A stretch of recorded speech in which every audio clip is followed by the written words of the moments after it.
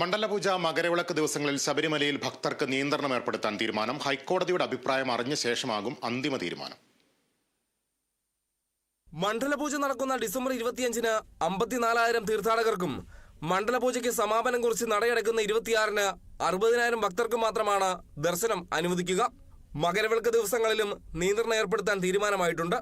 ജനുവരി 12-ന് 60,000, 13-ന് 50,000, 14-ന് 40,000 എന്നിങ്ങനെയാണ് നിയന്ത്രണം. ഈ ദിവസങ്ങളിൽ സ്പോട്ട് ബുക്കിംഗ് ഒഴിവാക്കിയേക്കും. ഹൈക്കോടതിയുടെ അഭിപ്രായം കൂടി അറിഞ്ഞ ശേഷമായിരിക്കും ഇക്കാര്യത്തിൽ അന്തിമ തീരുമാനമെടുക്കുക. ഭക്തർക്ക് സുഗമമായ ദർശനം ഉറപ്പുവരുത്തുന്നതിനും സന്നിധാനത്തെ തിരക്ക് നിയന്ത്രിക്കുന്നതിനും വേണ്ടിയാണ് നിയന്ത്രണങ്ങൾ ഏർപ്പെടുത്തുന്നത്. കഴിഞ്ഞ 2 ദിവസങ്ങളിൽ 1,00,000-നടുത്ത് ഭക്തർ സന്നിധാനത്ത് ദർശനത്തിനെത്തിയിട്ടുണ്ട്.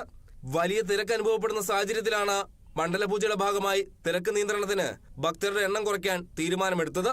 കഴിഞ്ഞ ദിവസങ്ങളിൽ സ്പോട്ട് ബുക്കിംഗ് വഴി 10,000-ലധികം തീർത്ഥാടകരാണ് സന്നിധാനത്ത് എത്തിയത്. മണ്ഡലപൂജയ്ക്കും പിറ്റേ ദിവസവും സ്പോട്ട് ബുക്കിംഗ് ഒഴിവാക്കാനാണ് തീരുമാനം. അതേസമയം തിരക്ക് തുടരുന്ന സന്നിധാനത്ത് പോലീസ് സുരക്ഷ ശക്തമാണ്. പരമാവധി ഭക്തർക്ക് സുഗമമായ ദർശനം നടത്തി തിരികെ മടങ്ങാനുള്ള എല്ലാ സൗകര്യങ്ങളും ദേവസ്വം ബോർഡും ഉറപ്പുവരുത്തിയിട്ടുണ്ട്. Kerala vision news, Sannidhanam.